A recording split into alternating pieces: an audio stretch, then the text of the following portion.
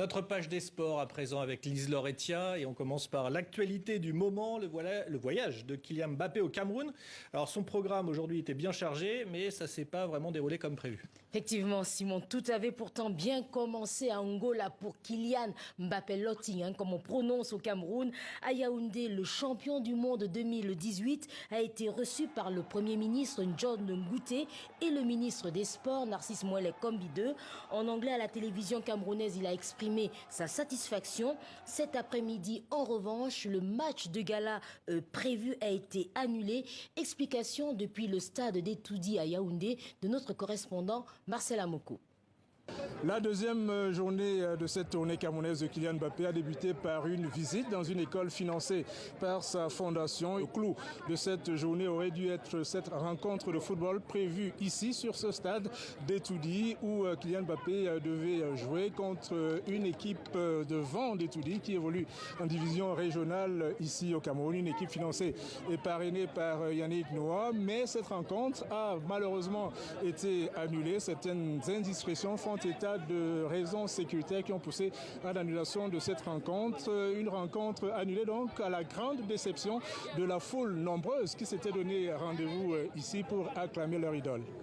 Très déçu, même, très déçu. Très déçu, très déçu, très déçu, très déçu.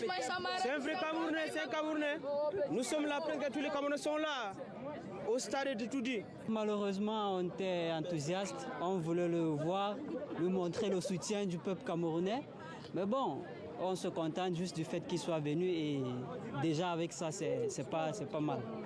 La journée devrait se poursuivre par une soirée de gala au village Noir, soirée de gala à laquelle sont conviés de nombreuses personnalités, parmi lesquelles l'ambassadeur de France ici au Cameroun, Thierry Marchand, Kylian Mbappé qui va achever sa visite ici au Cameroun en se rendant demain à Douala dans la région du littoral. Douala où il va encore visiter certains chantiers caritatifs financés par sa fondation, notamment cette école de Bonendale à la périphérie de Douala. Il prendra ensuite la pirogue pour se rendre sur l'île de Djebale qui est le village d'origine de son père. Alors c'est vrai qu'hier déjà, l'arrivée de Kylian Mbappé avait déchaîné les foules. Effectivement, des milliers de Camerounais ont vécu un moment incroyable. C'était donc à l'aéroport Yaoundé-Simalène, c'était un peu la Mbappé Mania. Retour sur l'arrivée du capitaine de l'équipe de France au Cameroun, un accueil de rockstar que nous raconte Karine Henry. Il est arrivé par jet privé depuis New York.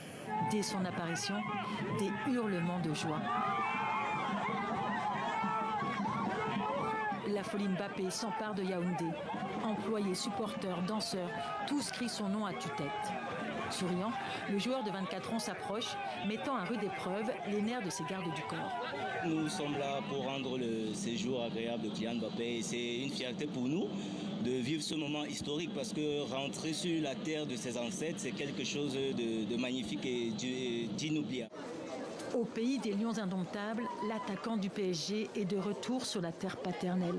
Ici, un Kylian humaniste, loin du tumulte parisien et des dossiers chauds du mercato. Un voyage de 3 jours consacré essentiellement à des œuvres caritatives et à des parties de foot avec des enfants. C'est vraiment un plaisir de recevoir tout cet amour et de voir la fierté des gens dans leurs regards, dans leurs paroles. C'est vraiment un plaisir. J'ai pu échanger avec pas mal d'entre eux, donc c'est vraiment un grand honneur pour moi de pouvoir venir ici. C'est important de venir, que les gens sentent que je suis réel, que j'existe, que je ne suis pas juste quelqu'un qu'on voit à la télé ou qu'on voit en photo. Au Cameroun, il se dit que l'enfant de Bondy est venu recevoir la bénédiction de ses aïeux, de son pays. Le champion fera un détour par l'île de Djebale, là où son père Wilfried a ses origines.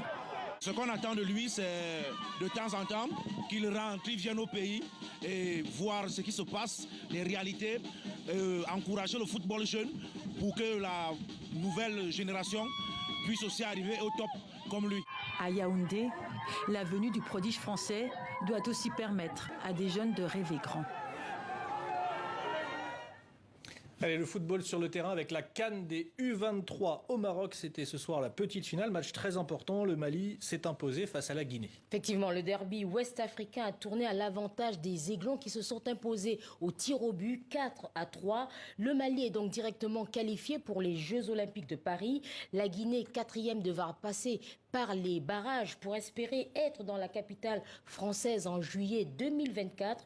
Demain, la finale à Rabat opposera le Maroc à l'Égypte, tenante du titre.